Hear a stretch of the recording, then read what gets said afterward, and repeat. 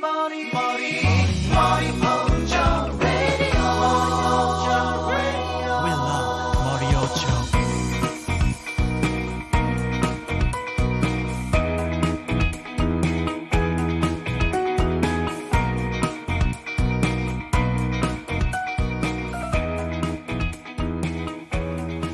Sup? Tuned into Morioh Radio. This is Soul Brother, here to talk to you about Dokgo, a series I've been in love with since 2015. Pretty much since I read the first page. It's a slow burn. If that's not your style, then this probably isn't for you. If you don't like semi-realistic, this also isn't for you. This is an action-oriented series. Think Dragon Tiger Gate. Not quite superpowered, but not on a human level either. Taking the basics and making them just a little bit more amazing. It's one of the things I love because it's always just outside of the realm of reach where, if you tried this, it wouldn't work, but at the same time, it's not completely unbelievable. With that said, don't try any of this at home. As a matter of fact, you should be at an age, if you're reading this, where I shouldn't have to tell you that. So, hopefully I didn't have to tell you that. Anyway, that's enough rambling from me. Let's move into it.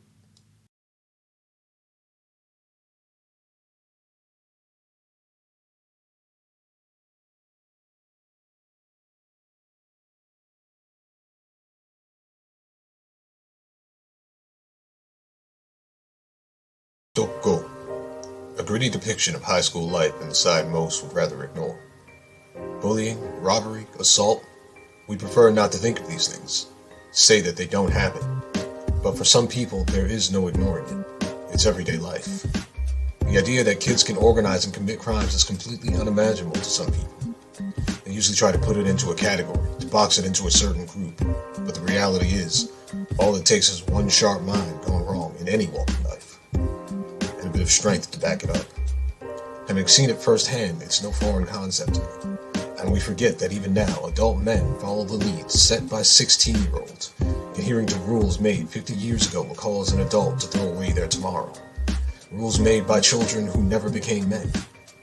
As we step into the halls of Taesan High School, we see things that can make us uncomfortable. Kang-hyuk, a middle school dropout known for fighting, will show you some things that simply can't be taught in school, legally. Let's take a walk.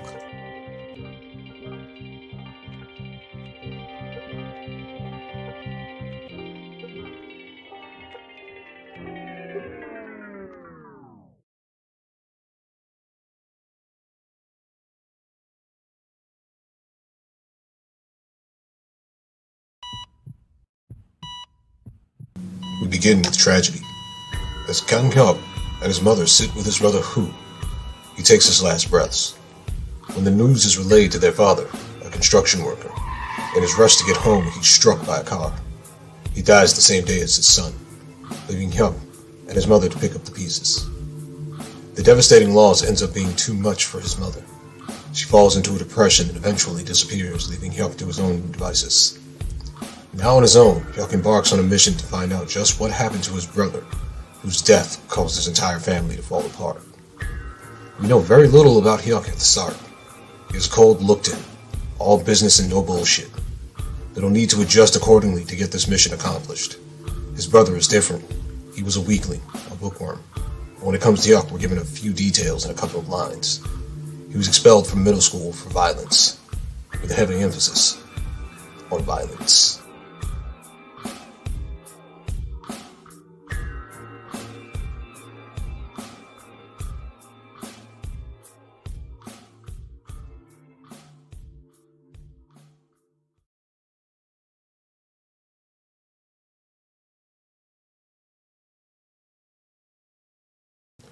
Hyuk goes to Taesan High School, disguised as his brother Hu.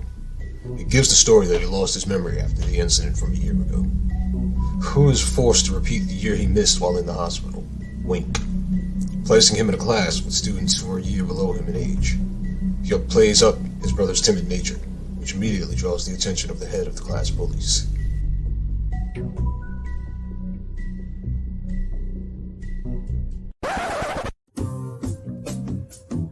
He also draws the attention of the class dud, possibly the school dud, Jongku. Jongku is a good-natured kid, but weak. Weak of heart, mind, and body. Maybe some people are too good-natured. Who makes friends with him right away?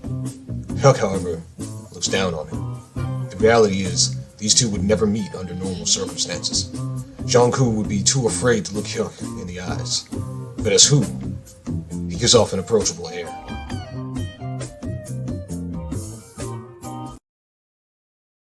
One of the class bullies approaches Hu, a lower ranker. Hyuk immediately notices his name tag, Ko Tae-hun. Hyuk plays his role perfectly, allowing some light bullying to take place. Nothing violent, just childish posturing. But then he decides to taunt Hu in a way that seems to trigger a reaction. The bully, Ko Tae-hun, asks if Hu remembers him. Hyuk's eyes go sharp. We still don't know exactly what happened, but this is a good start. Hyuk continues to play his part and allows the punk to taunt him, but he doesn't give in. He has to remain cool. It's too early in the game to show his hand. And then we get our first look into just what this is all about. And our first look at the boss. It's evident he's the boss, as he stands back and watches an assault take place. Someone is being beaten by a group of people in the pouring rain. After taking a drag of his cigarette while relaxing nearby under an umbrella, the main man gives the command and the group pauses.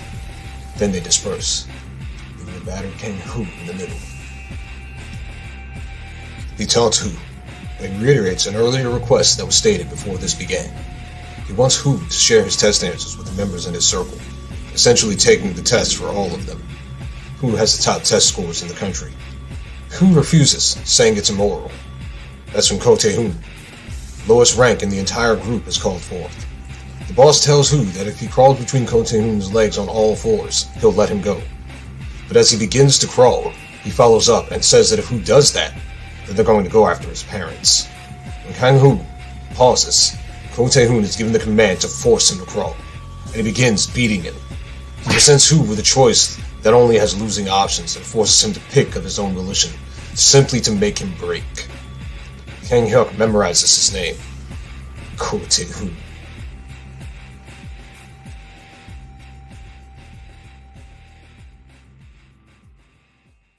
Class is in session. As Hu walks down the aisle, he notices a foot sticking out. It's clearly intended to trip him. He plays along, hitting the ground comically. As he reaches to pick up his things, a new bully appears, stepping on Hu's notebook to prevent him from picking it up. Another small timer. He demands Hu apologize and bow his head to the floor. The request shocks Hyuk, who remarks that he never resorted to this kind of thing. Maybe not, but he should certainly know what kind of people are in the world. If he didn't, he will now. Others gather around. As long as it's not them, it's fine to gawk and stare.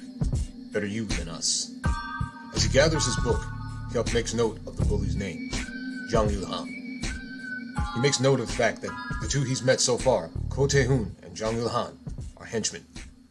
Based on the petty nature of their acts, his goal now is to find the leader. While walking in the hall, he notices the incineration plant and the type of students hanging around the area. There also aren't any teachers in the area. It seems to be a place students go to smoke without being watched. Hyuk wonders if there's an unwritten law about the area that keeps teachers away. Just then, Jong-Hu appears. He approaches him and informs him that he's been placed on shuttle duty, which Hu doesn't seem familiar with, and so Jong-Hu goes on to explain. The school's delinquent circle makes slaves of any kids who can't pay to get out of it. In this way, they control the entire school inside and out. The weaker students are forced to reserve lunch, retrieve meals, level up in online games. They're even forced to take part in fights that others place bets on, among other things. As lunch begins, the shuttles make a mad dash for the cafeteria. They have to go and get seats and lunch for their bullies. Hyuk gets a feel for what his brother was dealing with, living as an errand boy when he should have been studying for his future. A look of sorrow is shown on Hyuk's face as he feels his brother in Jong-Hu's place. He continues to put up with it for the sake of his goal. They reach the cafeteria and Jong-Hu grabs a tray while reaching for lunch cards in his pocket. He's so busy doing that, he doesn't see the person in front of him. Jong-Hu runs into another student and falls over. The student turns back and looks, marking Jong-Hu as Sung Hwan's minion, before Jungkook apologizes. The student walks off without another word. Hu questions who it was that Jungkook just bumped into. He tells him that the young man's name is Park Han, leader of the third class. Jungkook mentions that he's close with their own class leader. He then tells Hu that they'll need to get another tray for Sung Hwan, which Hu questions, wondering who that is. That's when he gets the info he was looking for. Hwang Sung Hwan is the leader for their class. Just then, that very Sung Hwan arrives as they talk, which startles Jungkook as Sung Hwan approaches. He scolds him for failing in his task. The reason doesn't matter. Any reason to put hands on Jungkook is enough, and so Sung Hwan proceeds to assault Jungkook in front of the entire cafeteria. The students look on, continuing to enjoy their lunch. Of course they aren't wrong to get along. Most are either paying the price to avoid being in this position, or doing the same things themselves from time to time. Jungkook attempts to at least defend himself from the blows, even if he doesn't fight back or run. But he's not even allowed to do that. They don't force him to stop. They make him do it on his own, simply to show he has no power in this situation. And as he puts his hand down, someone steps on his face, and Jungkook begins to cry. You might think that he should fight back, but that's not everyone's reality. Some creatures are food. And yet still, my heart breaks for Jungkook. No one should have to go through things like this. Not when all they want is to go to school and be a teenager. Isn't that the point of civilization? To be civilized? There's no telling just how many kids go through things like this. Much like the world it attempts to prepare you for, high school is a cold place. No one is going to protect you as a man. They'll watch you get beaten to death in the street before lifting a finger. Hyuk observes, but is in no position to make a move. The class bullies then turn their attention to him, ordering him to retrieve the lunch that Jungkook was supposed to bring. As he gets a moment to himself, Hyuk notes two things. His class, Class 2-2, is under the control of Sung Hwan and the other two. The leader of Class 2 is close with the leader of Class 3. He'll use this information to his advantage whenever possible. But for now, he'll have to continue going along as a shuttle.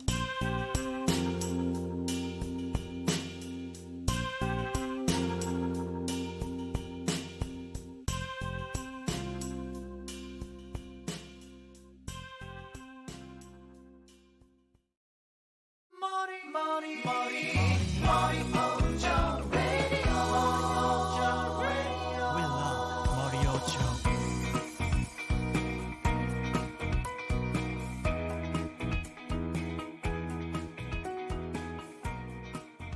Somewhere in the lunchroom, there's a couple of guys who stand out. I'm not sure who they are, or if they're a reference to someone else. They don't pop up anywhere else in this comic, but they do look more, how do you say, less NPC than the others. So, if you see them, let me know who they are if you happen to have the info. I'm unfortunately not well versed in a lot of Korean comics. This was probably one of my first, and one of the few that I really followed through to the end, because I don't recall ever finishing The Legend of Kang Hae-hyo or The Breaker, or at least not the second iteration of The Breaker, after the teacher left. If that's finished, maybe I'll read that as well, and who knows, maybe I'll do a review or whatever on that. But anyway, back to these two. Yeah, just let me know if you know anything, because I don't, and I'm always looking for information.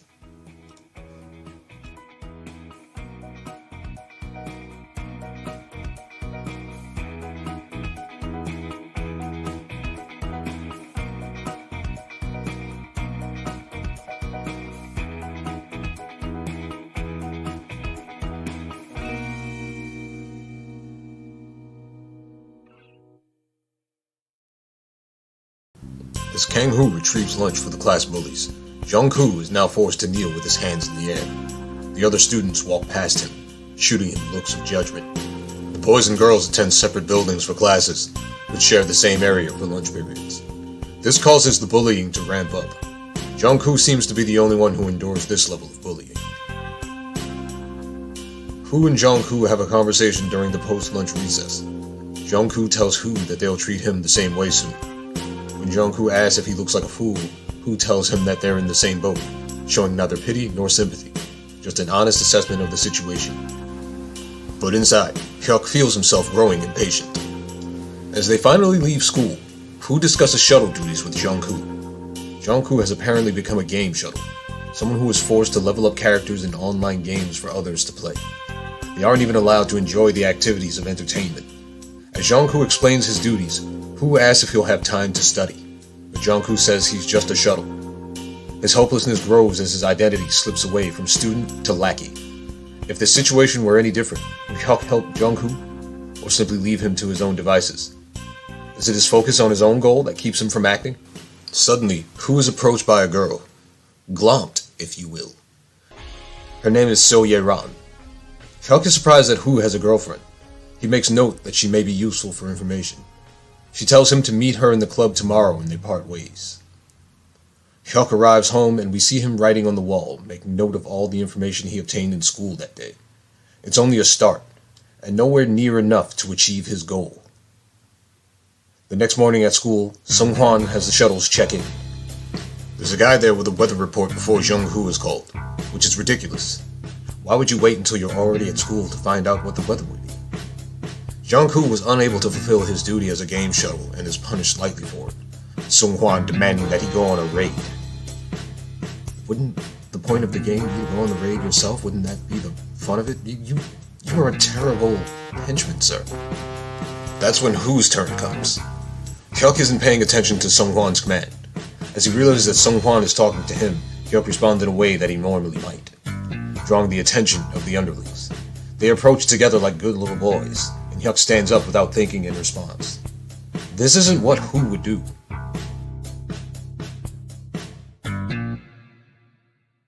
It's about to get real. We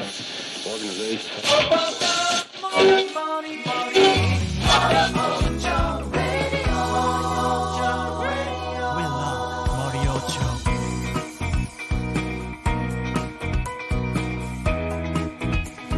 So I feel at this point, it's important to point out why I switched names between the two brothers.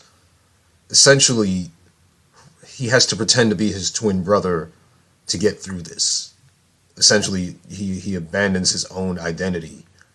And so it's as if two souls are living in one body. He has to embody his brother's personality and meek spirit, even though that's not what he would normally do, causing conflict with his own personality. He has to give up his identity for the sake of his goal, but it's not as easy as it seems. So, when people see him, they see Who, but from his own point of view, he's still Hyuk. And that, I feel, is important to differentiate in telling this story because, well, it makes a very big difference in how he handles the situation.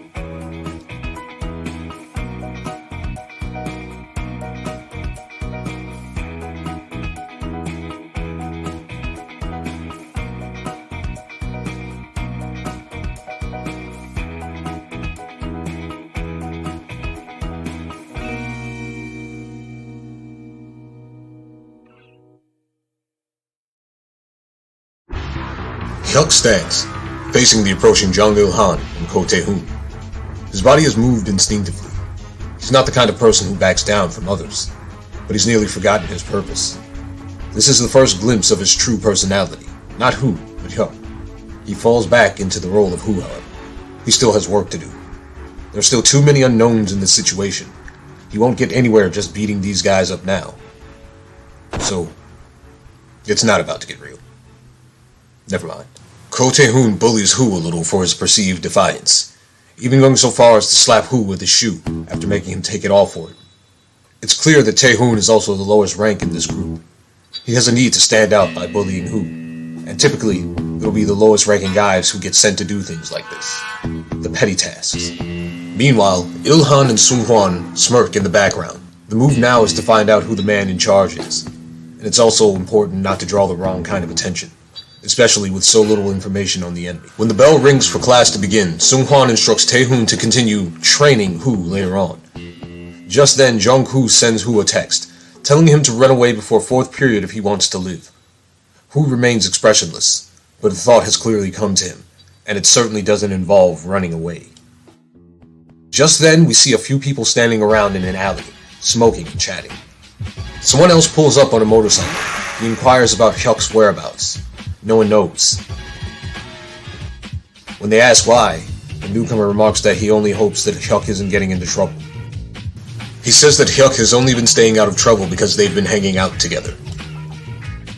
The long-haired one remarks that no one can stop Hyuk when he gets mad, while the dreadhead remarks that Hyuk could be turning over a new leaf. The last fellow, Hathead, asks who Hyuk is. That's when we find out a little more about Hyuk, and the long-haired one remarks, he's the guy who took down 30 people from a high school when he was still just a third year in middle school. Not in a series of one-on-one fights, but in an all-out rumble. They say that he'd understand if he saw him fight.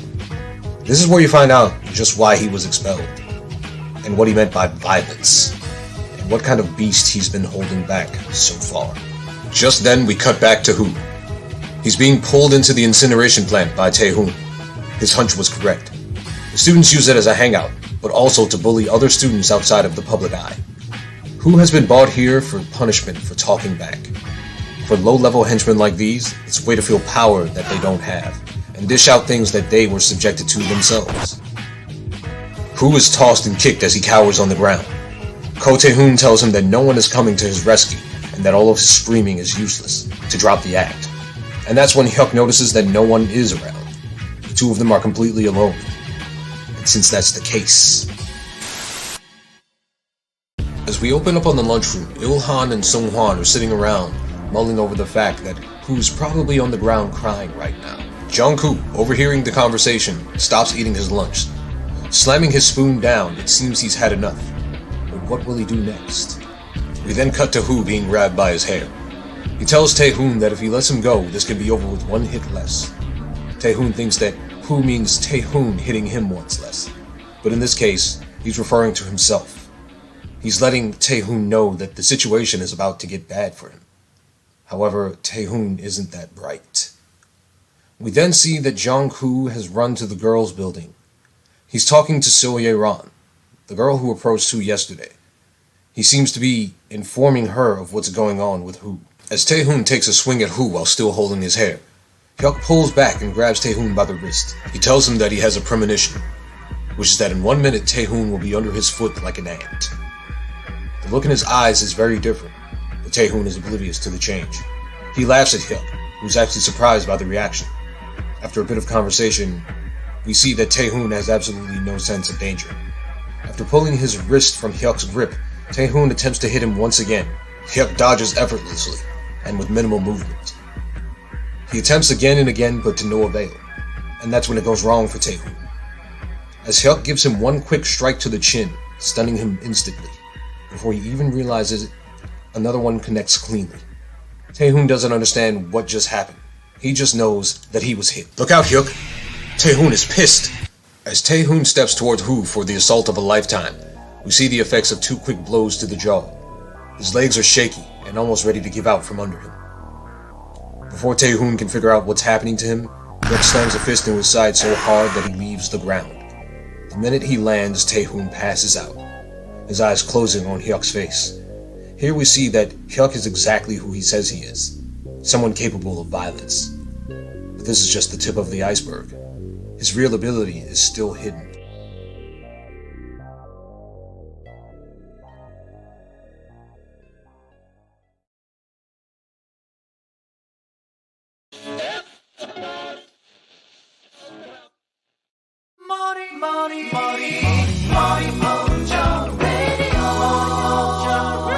We love Morioh.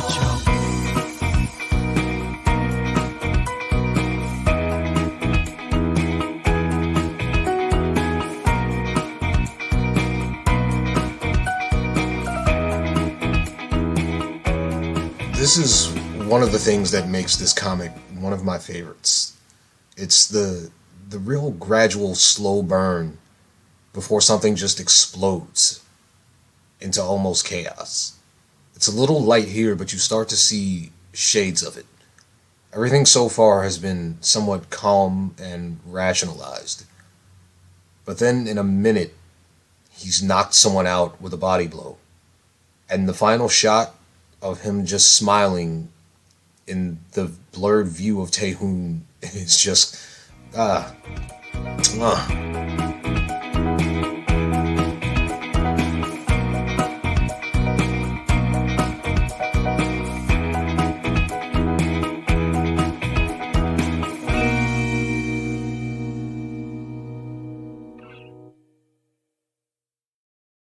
Seung-hwan and Il-han arrive at the incineration plant with a confident swagger that can only be obtained by a lack of self-awareness. But as soon as they arrive, they're called by Seo Ye-ran, interrupting their strut, breaking their stride, holding them down. She approaches them boldly, accusing them of coming here to smoke and threatening to tell on them if they don't leave. Maybe the rigid caste system works in her favor here, as they obey the upperclassmen and leave. Or maybe it's just because these two are chumps. We then see that Jong-hoo has tailed along to see how things play out, and Ye-ran tells him to go back to class as well. Ye-ran peeks around to see if she can spot Hoo, but it appears no one is there. As she searches, we see that Hyuk has carried Taehoon into a nearby closet. As he hides, Ye-ran approaches. She peeks in the storage shed, calling out to Hoo, but no one answers. Just a little further, Ye-ran, and you'll be there. But no. She handles the situation like a GTA officer and then heads back to class. He doesn't want to reveal himself to her just yet. Hyuk is still unsure of who he can trust, and there's no need to drag her into this affair. Not yet, anyway. With Taehoon laid out near him, Hyuk decides that now is as good a time as any to gather as much information as he can. Back in class, the remaining fodder thinks that Taehoon is still working over Hoo, but it's quite the opposite. Hyuk has lit himself with a cigarette and tied his hair back. His school shirt is off as well. He's gone back to being himself for a moment. Taehoon is still oblivious. As he makes a move toward Hyuk, a fist is driven into his forehead. He sits back quietly. Hyuk offers him a cigarette, the same cigarette he took from Taehoon's pocket. Smoking, fighting, threatening. Hyuk has gone full delinquent, and it's fun to see after watching him grovel. Hyuk tells Taehoon that he's going to be his spy. Taehoon attempts to buck, but Hyuk is having none of it. When Taehoon threatens to tell other people so Hyuk gets jumped, Hyuk says he'll know it was Taehoon who spoke if anything should happen, and that if something does happen, it'll be Taehoon he comes after before anything else. And as we see that soon-to-be familiar look in Hyuk's eyes once again, Taehoon submits.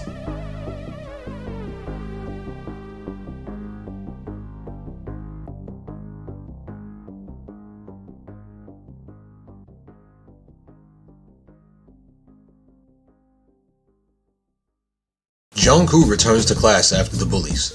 When questioned about his absence, he lies. Seung-hwan is suspicious, but nothing comes of it yet. We see Hyuk questioning Taehoon. He has to keep up his act as Hoo, so he continues applying the lie of memory loss. Taehoon confirms that the incineration plant is used as a place to bully those who allow it, but only for the second-year students.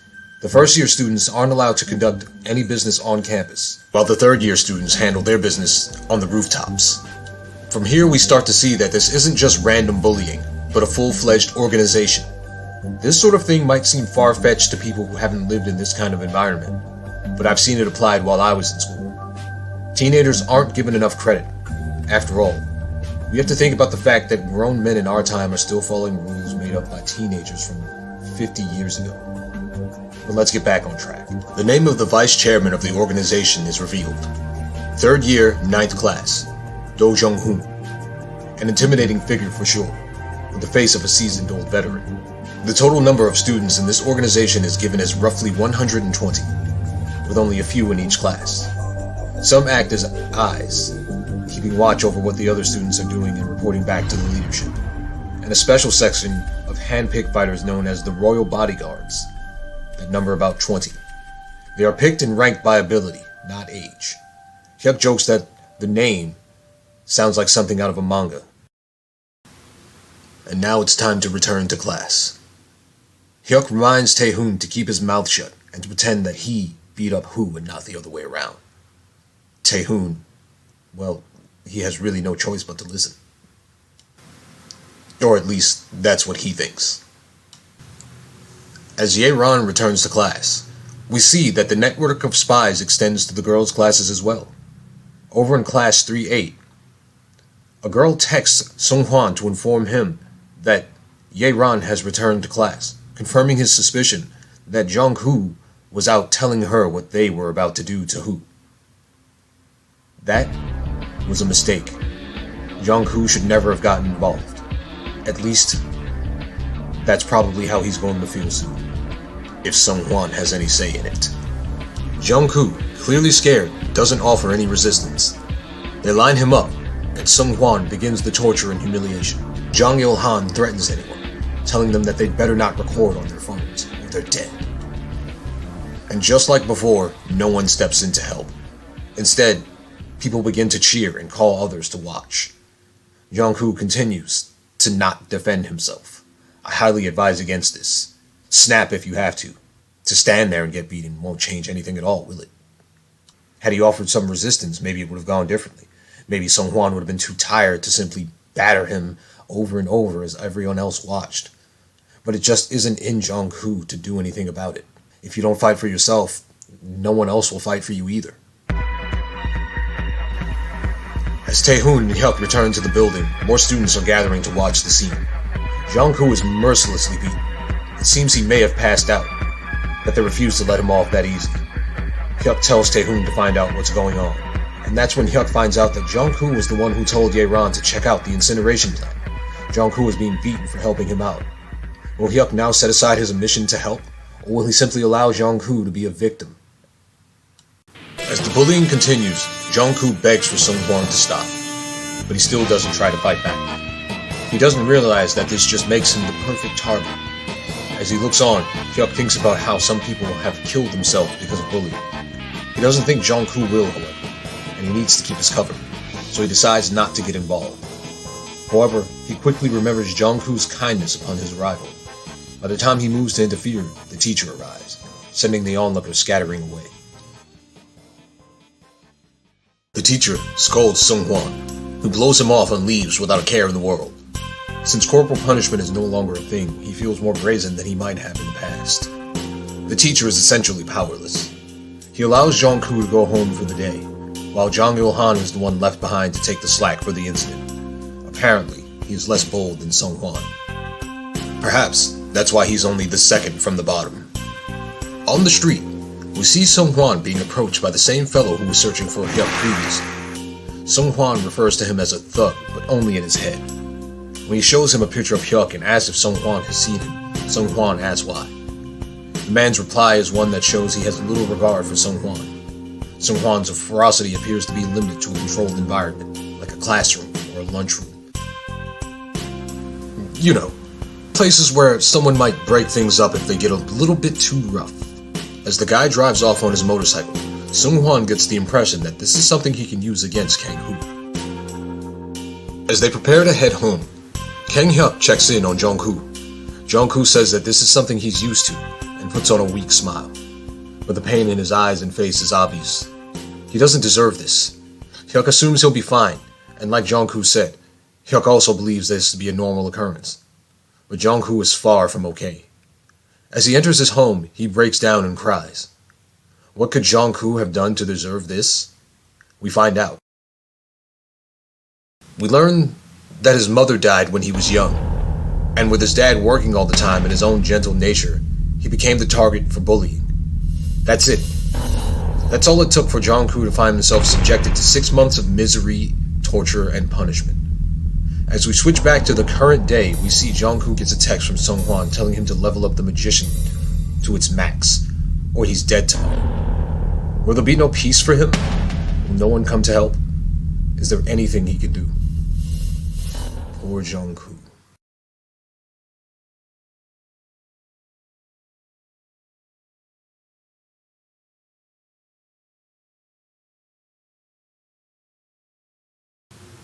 We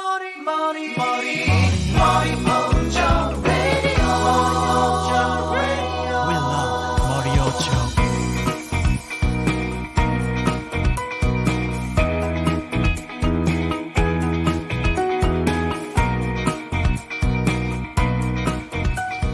A quick note as the chapter closes out. The background for Jung-hoo's phone is Lee Jung-woo, who also lives in this universe in the series Tong. Tong is, if I recall correctly, it was released before Dokgo. But I'm reviewing Dokgo first because this is the one I started with, and that's what drew me into the world. So I didn't know this was Lee Jong-woo at the time. But Lee Jong-woo is one of the most badass characters you can find in a gangster manga. And it's not because he's trying to be, he just is. But I guess we'll cover that another time. For now, just keep an eye out for him. And another thing about the whole Lee Jong-woo as a phone background, since he lives in that universe, they've essentially just they just have some kid from another school as their phone background, and that's actually a little funny to me. I don't know. Can you imagine just having like some dude from the next school as your phone background? Am I just out of touch since leaving school, or is that normal now? I don't know. Somebody tell me.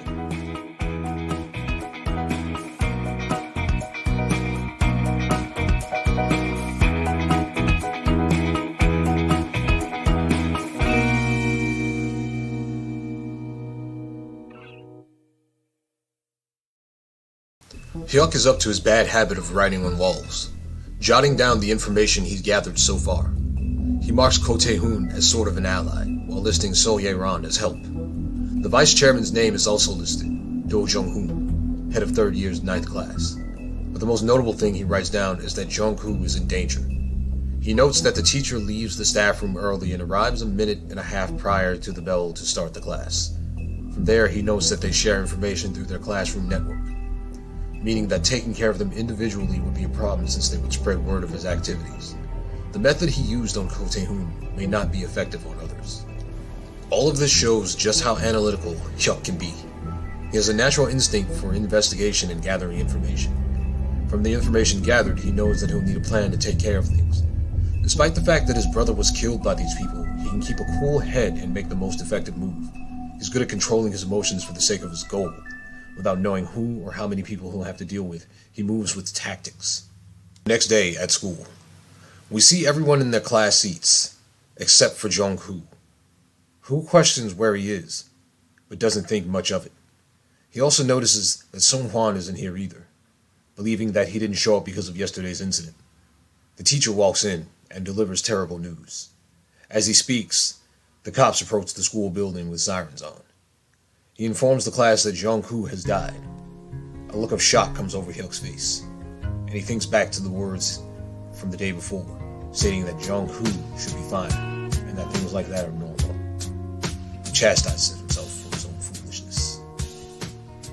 The teacher then informs everyone that they have to speak to the cops, and that they will do so in groups of 3. Likely standard procedure. But this ensures that the spy network that reports to the delinquent class will know if someone gives away too much information, meaning students are less likely to be forthright about what may have happened. In the staff room, we see that the principal is attempting to keep the situation quiet, as well as manipulate information. He refuses to acknowledge that the school has a bullying problem, and shuts the conversation down. He only worries about his position and the image of the school. Jung-hoo won't be the last student to be treated as a toy, and the silence of this administration ensures that. We see a couple of students gazing at the cop cars from the window, one sitting and the other standing. The seated student tells the other student to tell Jung-hoon to open the rooftops and have everyone gather there. It would appear that this is the guy in charge. Once everyone has gathered, he gives his orders. Even the people who weren't in school have shown up on the rooftops. It shows that when he gives an order, it's taken seriously. He calls Hwang Sung-hwan's name. Sung-hwan answers immediately. He asks him if he's the reason why the cops came. Sung-hwan tells him that it's because one of his shuttles ended up committing suicide. Sung-hwan looks nervous. He won't even make eye contact. All the bravado that Sung-hwan shows in front of Hu and the others is nowhere to be seen. He's completely submissive here. It makes one ask, is it just because he's actually weak? Or is it that the guy in charge is just that fearsome? He instructs Sung-hwan to go to Jung-hoo's funeral and gives him details on what to tell the cops to make himself look more remorseful. When asked how he knows so much about the situation, he remarks that his older brother had a car accident a year ago, and he learned from watching that process. But he also notes, with a wicked look on his face, that the laws of the country are bullshit. I understand. As the conversation continues, Seung-hwan attempts to get out of going to the funeral. He doesn't want to face Jungkook's father. The leader then remarks that Jungkook's father will probably thank him for helping out, since he doesn't know who caused his son's death. And his personality becomes clear as he grins and asks Seung-hwan, "Won't it be entertaining?" Even Seung-hwan is taken by surprise. He's only a low-level piece of shit after all, but the leader is on an advanced level of bastardry. If that's not a word, it is now. As we return to class, Hyuk shoots Taehoon a look. Taehoon pretends to take him away for bullying. Seung-hwan attempts to stop him because of the 3-week period, but Taehoon manages to pull Who away anyhow. We see him feeding Hyuk information. The 3-week period, the shuttle boys being off limits, and the royal bodyguards being disbanded for the period as well. And this is when we learn the name of the man in charge, Lee Taehyun, as Hyuk asks who he is. Taehoon is surprised that Who doesn't remember. Remember, he still doesn't know that Who is really Hyuk. Shh. Keep it quiet. Hyuk instructs Taehoon to tell him everything. And so he begins. Roughly 10 years ago, the school managed to get rid of bullying. But when Lee Taehyun arrived, he changed everything. He and 2 friends from middle school, Park Pal-young and Do Jung-hoo, they took over the school in their first year as students. Then in the second year, they established the current system. It works as a criminal organization within the school. Hyuk wonders why he hasn't heard of Lee Taehyun before. Hyuk finds out one more crucial detail. Seung-hwan will be attending Jungkook's funeral. The next time we see Seung-hwan, he's walking down the street, when suddenly a hand grabs his collar from behind and yanks him into an alley. People in the street nearby don't even notice. It happens so suddenly even Seung-hwan is confused. Seung-hwan notices Who standing over him and asks if he's crazy. Hyuk says that he doesn't usually get involved in other people's business, but he also doesn't like having a debt. He feels he owes Jung-hoo for attempting to help him by going to Ye-ran, which led to him getting the beating that led to him not being able to take any more of the bullying he endured for so long, which then led to the end of his life. Seung-hwan is still unable to read the situation, asking Hyuk if he's high. Hyuk tells Seung-hwan that he'll let everything slide if he goes to Jungkook's father and begs for forgiveness, while admitting that he was the reason for Jungkook's suicide.